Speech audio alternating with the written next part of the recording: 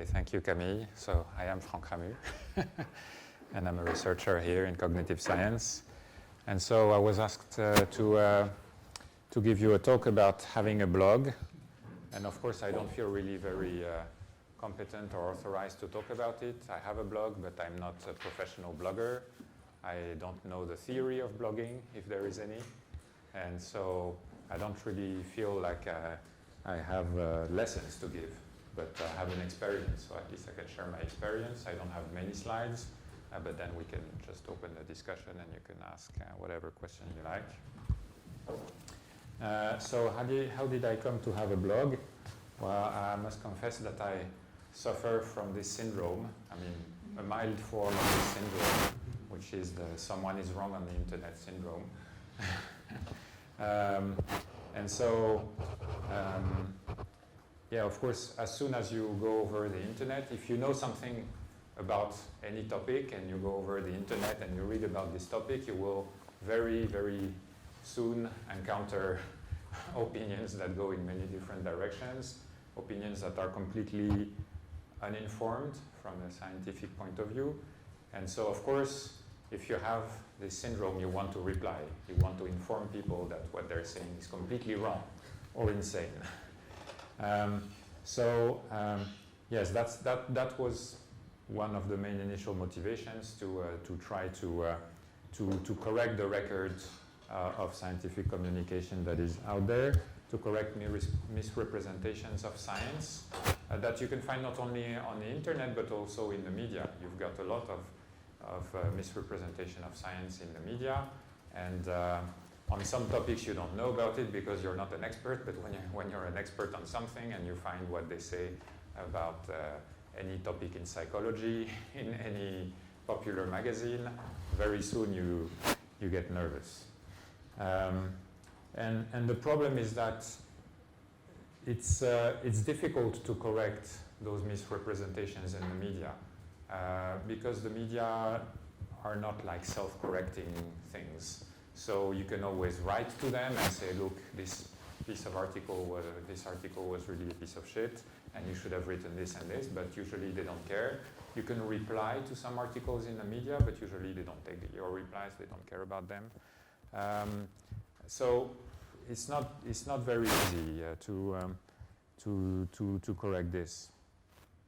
And then also another motivation was to fill some gaps that I perceived of areas of scientific inquiry that were not really well covered. I mean, they were covered, but in ways that were, nobody was really writing what I wanted to write. So I thought, if nobody else is doing it, maybe I should be doing it. So these are the primary motivations. And of course, there are plenty of issues for this. Like, if you start replying to everybody who is wrong on the internet, well, you can spend your entire life doing this, and replying to many different people on many different websites, and repeating yourself over and over again. You have to repeat the same times, the same thing all the time, and it's just endless. And basically, whatever you write is scattered all over the place. Everywhere where someone was wrong, you can add your reply underneath, but then it's scattered all over the place. It's not visible, and you get no credit for that, basically. You've got one commentary here, one commentary there, and so on. And so this is like when you reply as a comment on blog or on an article, but if you do it on the social media, it's even worse. Like if you notice tweets that are completely wrong about something and you start replying to a tweet, this is getting really nowhere, basically, as you know, or in a Facebook page it's just the same, but you've got reply after reply. The tweets are there, they're so short you can't make any decent argument in 164 characters, and then very soon your comments are buried under other comments, and nobody will find them again. So it feels like a task that is absolutely exhausting and endless, and in the end useless, because you have impact on very few people at a given time.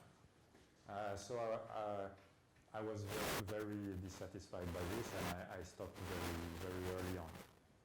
And so this is why I thought at some point, okay, every of these things that I write here and there and so on, I should stop scattering it all over the place and gather them in just one place. So rather than posting one comment here and the same comment there, well, I write once the sort of reply that I think makes sense, or a statement or an article that says what the state of the art is. I write it once, I put it in a fixed place that will remain, and then in commentary I can post links to this post. But at least this will remain, and I write it only once, and then I can refer to it many times. So that was my idea. Basically, so basically having a blog was a way to rationalize my efforts spent on trying to correct scientific communication. And of course, as soon as you gather everything that you write in one place, well, you get credit for it. That's also much more satisfying. Although I said not as much as from a book, because in France, publishing a book remains like the holy grail for anybody who wants public recognition. But I still think that blogs are in some ways are more efficient than books to have impact. Yes, please ask some questions. No problem. About how many hours do you spend per week on the blog? Or per day? Or per month? It's very variable. I mean, I never considered that this was like one of my activities that I had to dedicate some time to. So there are many weeks when I spend 0 minutes on this. I mean, I think it's still important to have priorities, right? I mean, some people are professional bloggers and they can be there full time. I'm a professional researcher and I've got to do my research and supervise my students and teach and so on. So blogging is just like a hobby. And so I spend on it whatever time I can spend on it. And usually I don't have a plan. Usually what I write in response to something. So sometimes it has happened that I see something published in the press and it really gets on my nerves, and that night I have to write it until it's over.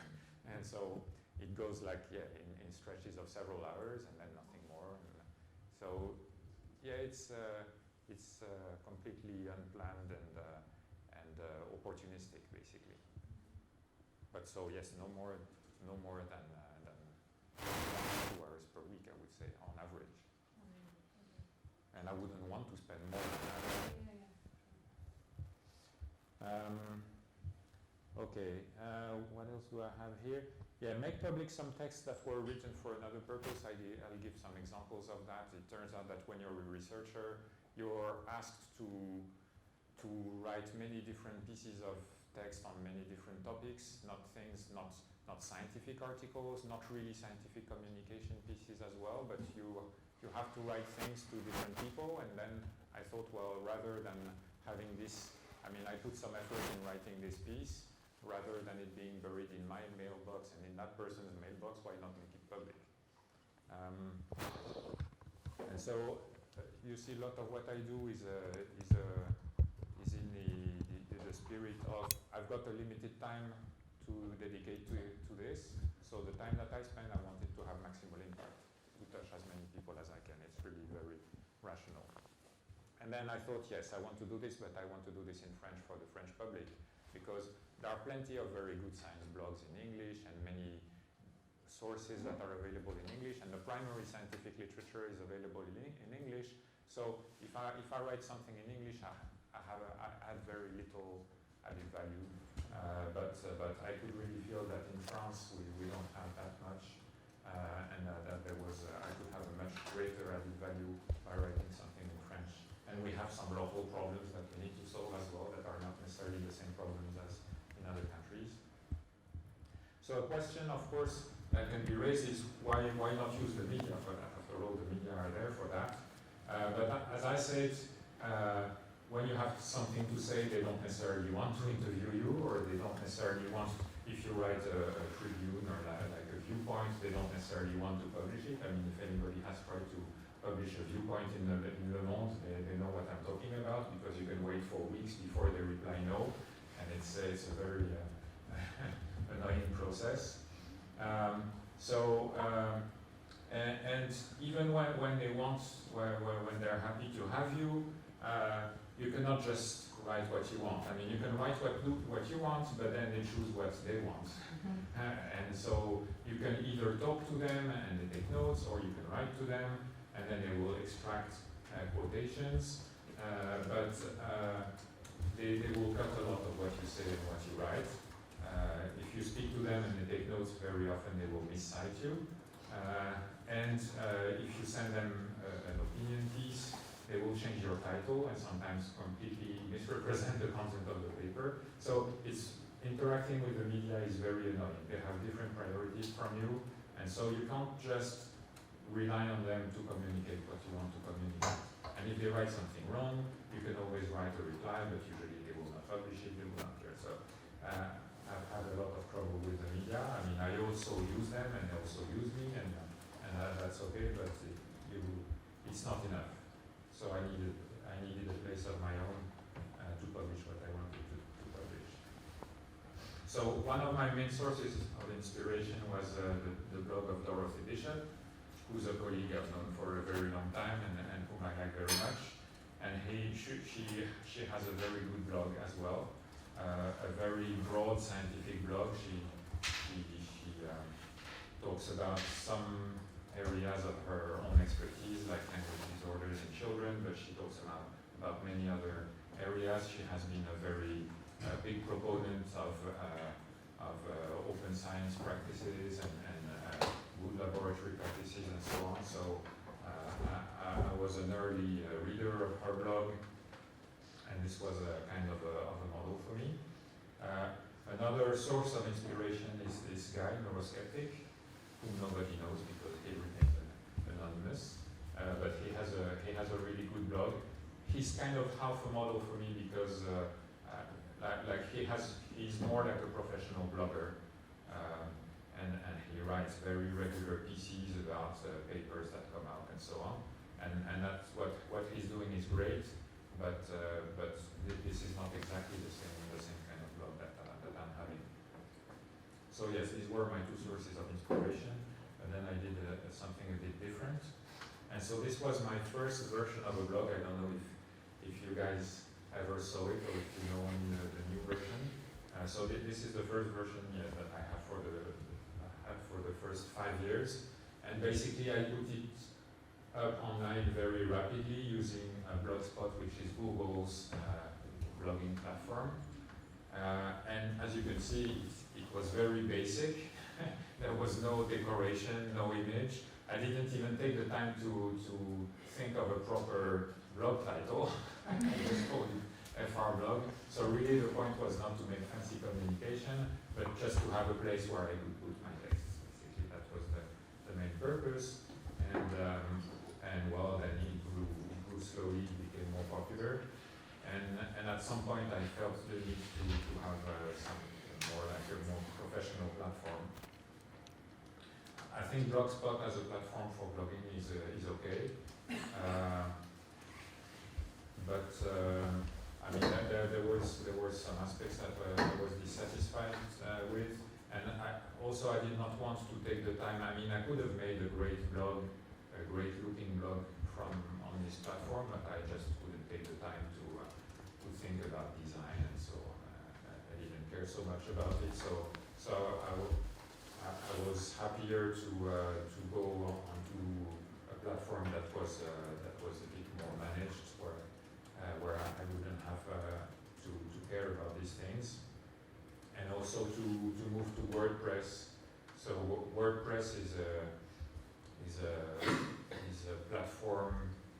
platform for managing blogs that can be reused. So it's not only a website where you can put up your own blog, but it's also a software that many other blogging sites can use, and it's very powerful. And so that's probably the best standard that is available at this moment, although I'm not really up to date on this. And so I looked for various places to put the new blog. There are many possibilities, you know. So some media have their blog sections. So there's a series of blogs on Le Monde, there's a series of blogs on Mediapart, and so on. And so I considered those, and then I asked advice from my fellow bloggers and scientists. And so in the end, I ended up with this Silox platform, which is the platform of the magazine Pour la Science, which is itself a French affiliate of the Scientific American, and the Scientific American has its articles translated into a number of different languages. So there's a French version, which is Pour la Science, there's a German version, and so on. And so this family of magazines, they have set up this Silox website, which is where they have blogs in each of those languages. So this is the French version. And it seems to gather a nice family of scientific blogs written by scientists, so I thought I would fit well there. And as you can see, the design is well, it's already made up, it's kind of unified across all the blogs, and that suited me well. Okay, but I'm not really an expert on this. Maybe there's another great platform that I don't know about. I can't really advise you on this. So, is there any tip that I can give from my own experience? So like if you go over the internet and you look for tips for blogs, you can find entire pages on this. And so, for example, many people have commercial blogs. They intend to live from their blogs. And how do you live from a blog? Basically, you live from advertising. If you want to do that, and of course that's not my purpose, but if you want to generate income from a blog by advertising, then your main goal is to generate traffic. You want to have as many visitors as you can on your blog, because the more visitors you have, and the higher you can sell advertising space on your blog.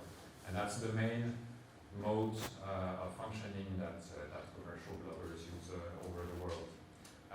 And then if you want to do that, then of course this is going to constrain the way you use your blog, because you want to generate a lot of traffic. So then the simple rules are to post regularly, so like at least once a week, because if you post infrequently, then people follow you less, and so on. So you want to keep the interest always at a high level. You want to be controversial. The more controversial you are, the more your posts are shared, and the more traffic you generate, and so on. I'm just repeating this from what I read, but of course this has never been my goal. So I never imposed myself to follow any of these rules, and certainly not to post regularly. I think trying to publish something once a week is something that for me would be a terrible mistake, because it would leave me some weeks when I have no idea, no inspiration, no time to write garbage, basically. And I don't want to write garbage. So I think for scientific blogs, of course there are many kinds of blogs, but for scientific blogs, for me the most important thing is to maintain credibility. What makes my blog different from a blog that a journalist can have, or a blog that many other people can have, is that it has some scientific credibility, and people know that they can find information that is more reliable there than in many other places. And so for me the most important thing is to maintain this credibility. So of course doing the usual scientific things, checking your sources, citing your sources, that's very important. So, and to be open to criticism, in the sense that if you cite your sources, then that means that people can go and check them, and if you misread them or misrepresented them, they can say that, and that's fine, because sometimes you're wrong and you have to correct the record, and that's okay. The other rule would be to write only in your area of expertise. And that seems obvious, but it's not so obvious, because we all have ideas and opinions on areas that are not really our expertise. And if I didn't discipline myself, I would write, and if I had time, I would write potentially on many other subjects, but then I would not be as credible on those subjects, and I would be more likely to make mistakes, and that would probably discredit all the rest of the blog. So I tried to stick to that rule. Okay, other tips. Set up an RSS feed. I don't know to what extent that tip is still valid nowadays. An RSS feed is like a slightly different version of the blog where that can send notifications for everything that gets published on the blog, and so you can subscribe to the feed either through a navigator or through a mail client, and so then you get notifications for everything that is. I'm not sure that it's still a very popular way to follow blogs. I don't know. The other solution is to post your email address on the blog page, but I don't like to do that. So I tend to rather use RSS feeds, but maybe not everybody. So in many blogging platforms, whether WordPress or blog posts, this is like an option that you have to tick. It doesn't come by default, but it's there, it's available, so you just tick it, and you get this little icon and the link that appear on the blog page, and this allows people who want to subscribe in this way to do so. If you don't tick that option, it will not be available. Use categories or tags for every article. That's very basic, but that's a good way for people to find what they're looking for and to find all the articles that you have published that touch a certain subject.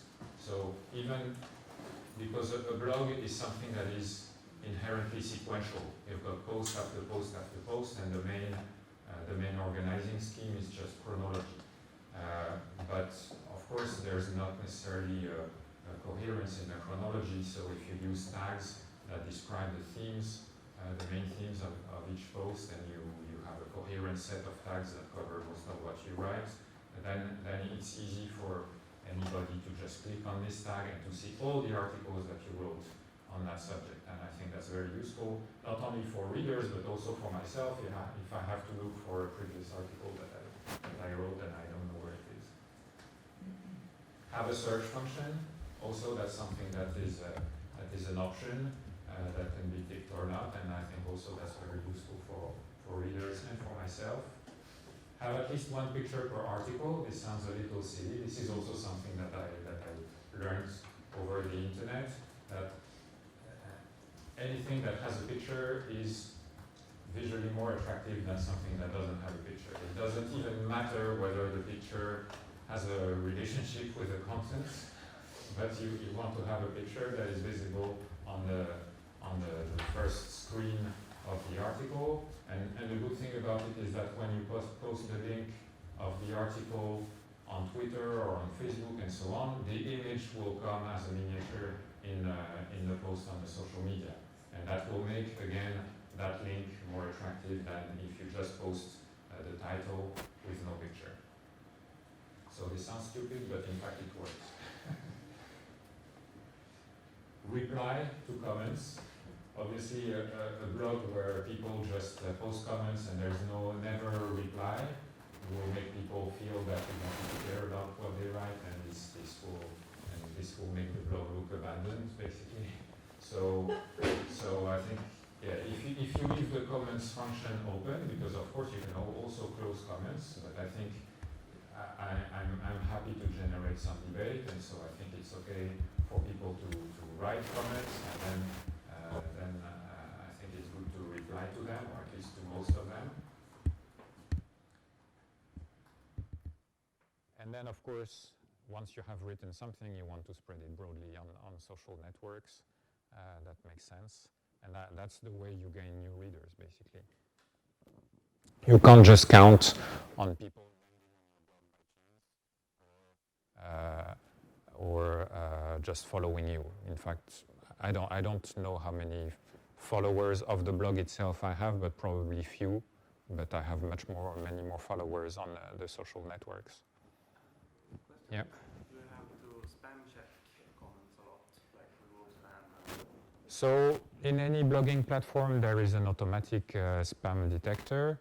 And so it's just like in your email. This means that regularly you have to go and check the spam box, and you just scan rapidly the the list of the comments that have been set aside. And if you spot one that is valid, you can put it again. Yeah, and all the rest you just dump, and that's not very complicated. I do it when I think of it, but it's not very often. It doesn't matter much. And of course, as with any spam filter, some go through and you've got to remove them. But I do very little of this. Yes. What's your policy regarding hateful comments or rude comments? You know, they might not be completely hateful, but it's just mean, and there's no really scientific, or it's not really a discussion. Do you just leave them unreplied, or do you delete them, or? Yeah, I try to delete as few as possible.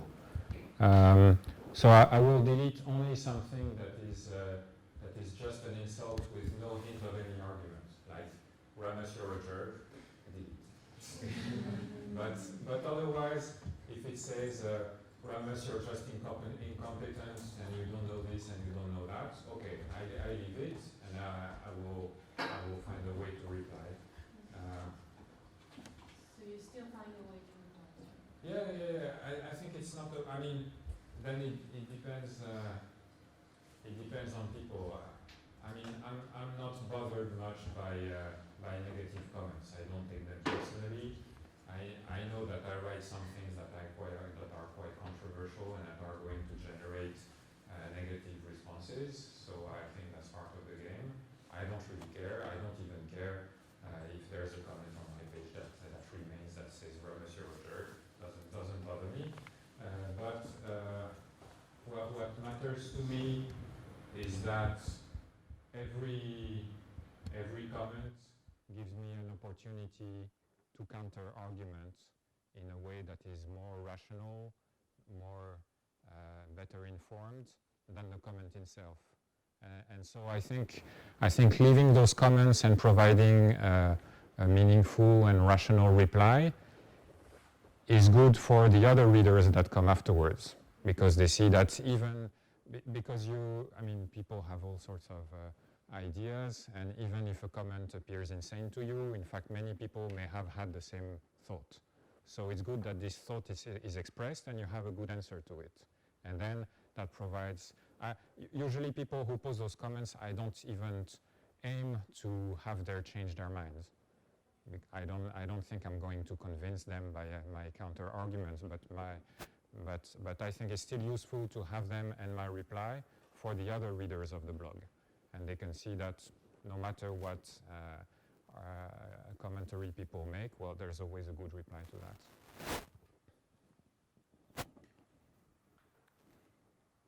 Okay, another idea that is a bit more original was to make an annual catalog. And this is an idea I borrowed again from Dorothy Bishop. She's the only blog writer that I know who does that. And this is what it looks like on her website. So once in a while, around once a year, but I don't think she has a fixed schedule for this, she publishes this Bishop blog catalog where she lists all her previous blog posts, but classified by theme. And this is very good because she has written hundreds of posts, and so at some point you notice her blog and you follow her new posts, but you don't know about everything she has written in the past, including very good articles that you might be interested in. And so unless you make a big effort to search for older posts, you will not see them. And so there she provides an entry to her older articles, which makes it much easier to find interesting things. And so I thought this is a really good idea. And so last year, at Christmas time, I thought, okay, this is the time when I can make a catalog as well. In fact, yeah, maybe it's easier if I show you. Is this going to work? Not this one. Yes,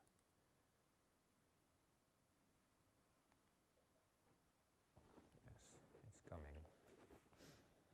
Okay, so you see, I classify them under a whole list of themes, and then for any theme, you click and you have the whole list of papers that are related to this theme.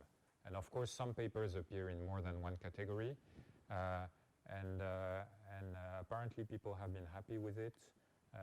And I think, yeah, for me, because I had the feeling that many of my earlier articles, they were really buried in the depths of the blog, and nobody was getting to read them anymore, and that was a way to unearth them. So I think that was a very good idea, and I intend to make a new one at the end of this year. Okay, and then maybe I'm going to end with by noticing that, in fact, I'm using, yes, Alice?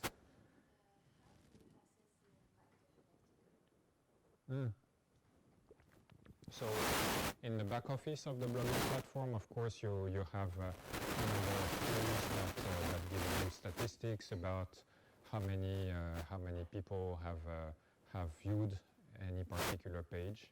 In fact, for that purpose, a blog post was a bit better than WordPress, but I think it's not a limitation of WordPress, it's a limitation with a particular rendering of WordPress that Silog offers. But yes, you know exactly how many views you have on every article every day, and you can have statistics over the month.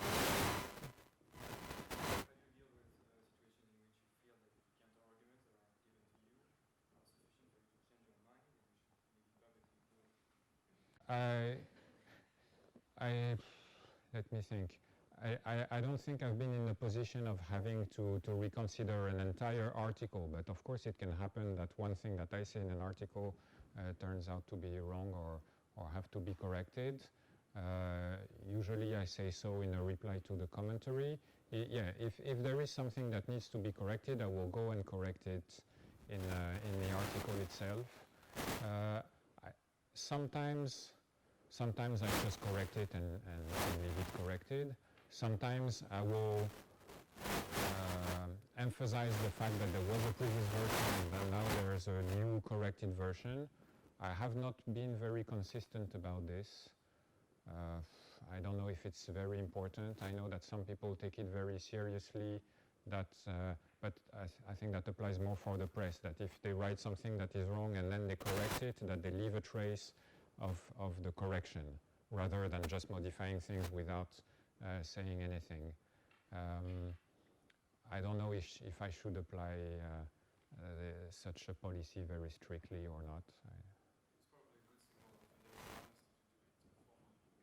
Yeah, I agree.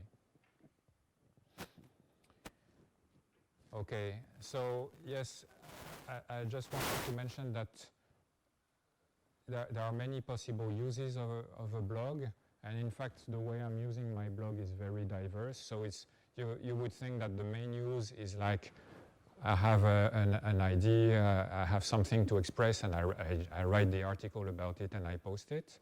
But in fact I find myself doing many other things with my blog. So just to list the different uses. So one thing I mentioned before is just to share again things that I wrote in the past and that were under-recognized, basically. So for example, as a researcher, you're very often to write chapters for books. Nowadays I mostly refuse because I think it's not a very good use of my time, because I think those edited books have very few readers and very little impact.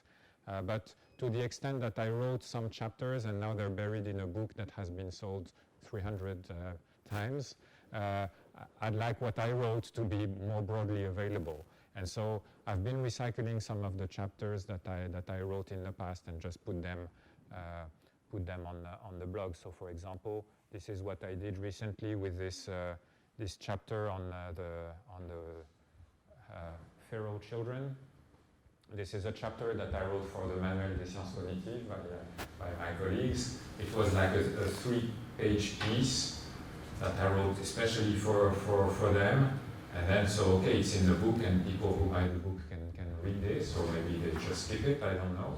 But then I thought if I was happy with that piece, and I thought if I wrote it, then make it available, so then it's there on the blog.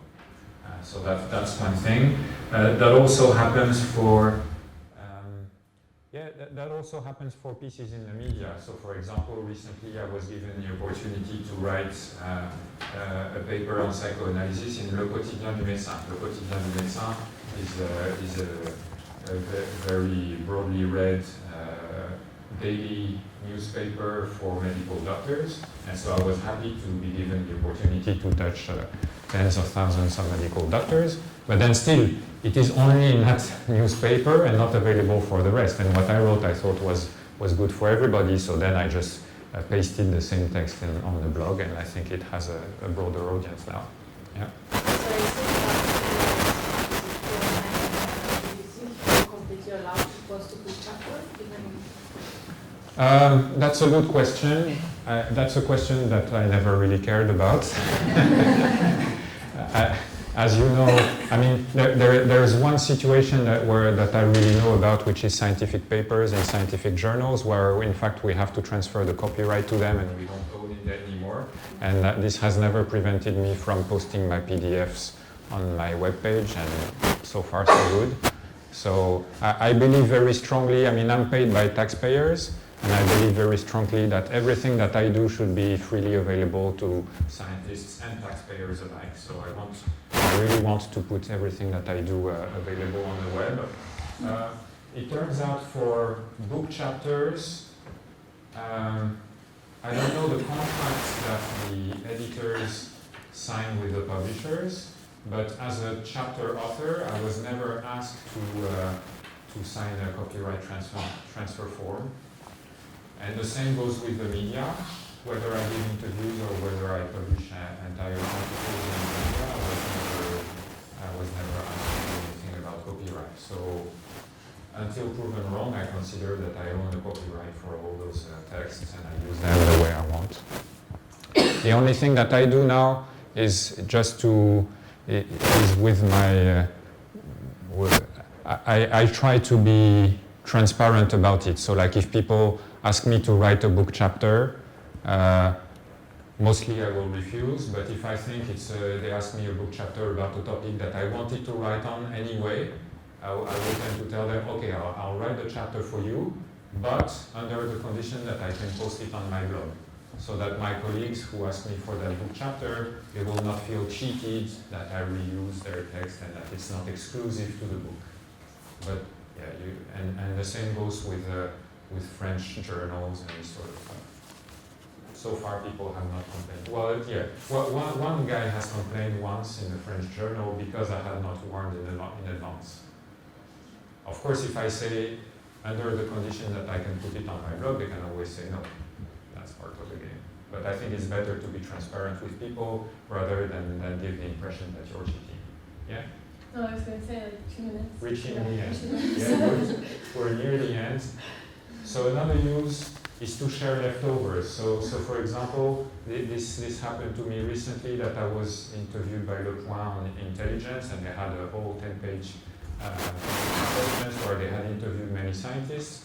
And so basically they had a long list of questions, I wrote a long list of replies, and then they picked a few words here and there and cited me all along the way. And I found this very frustrating because most of what I had written was going to the bin. So I thought, well, I'll just take back what I have written and I put it on my website.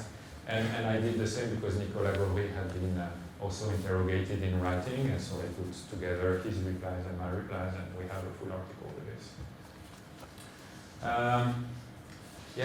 These are other examples. So things like, in fact, this was the first thing that I put on the blog, which is, in 2011, Sophie Robert, she made this documentary, Le Mur, and about autism and psychoanalysis, and she was immediately attacked in court by psychoanalysts who wanted to censor the documentary. And so she asked for help, and I wanted to help her. And so in the end, I ended up writing a testimony for her to use in court in her defense. And it was a written procedure, so I wrote the entire testimony like a letter. And then, okay, she used it in court, and then it was kind of lost. But I thought what I wrote has some value, and the arguments must be made public, so I just pasted it here. So you see, this is a case of something that would never have become public if I hadn't put it on on the blog.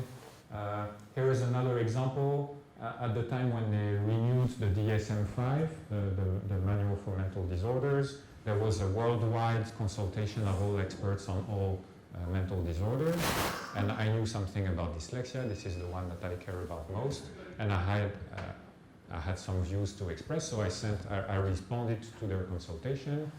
Basically, I sent them a letter with arguments, and again, this was like a private exchange, but I thought it was even better to make it public, so I put it on my blog. Also, when I wrote a letter to a member of parliament, why keep it secret? Or when we made a contribution, there was a consultation about the 4e plan autisme, so with the Ministry of Research. And a colleague and I, we made some suggestions of how to improve the training of health professionals so that they would be more competent to treat children with autism.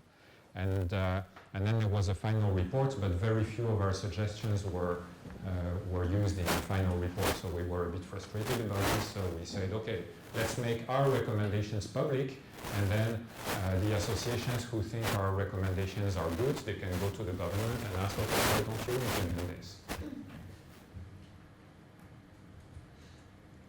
We can use this to reply to the media, like Stéphane Foucard, he wrote an article in Le Monde saying that contradicting one of our articles that we had written before, and so we knew that there was no way that Le Monde would publish a reply, so I just put it on the blog. And I also used it to add explanations and bibliography on a public conference, like giving a TEDx talk. You know, a TEDx talk is something very short, very schematic. Basically, you can't give references, you can't really argue much, and so I put on the blog all the references that supported every slide. And also escape from impossible debates on social media. So sometimes you get caught in a series of tweets where people reply and you just can't debate on Twitter. It's impossible. So at some point you just step back and you say, okay, stop replying, stop tweeting, because this is getting nowhere. Write what you want, put it on the blog, and then you write one tweet with a link to the blog post and say, if you want to debate more, comment on the blog rather than on Twitter, because I think that was a much more rational. So to finish, so should you have your own blog? I mean, first, not everybody needs to have a blog. This is not, I don't think that every scientist should have one. This is not for everybody. There are many things that are not for everybody. I mean, even like scientific communication is not for every researcher. Some people like to do it and some people don't. I don't think they should force themselves. Some people do it well and some people don't. But those who don't do it well shouldn't force themselves.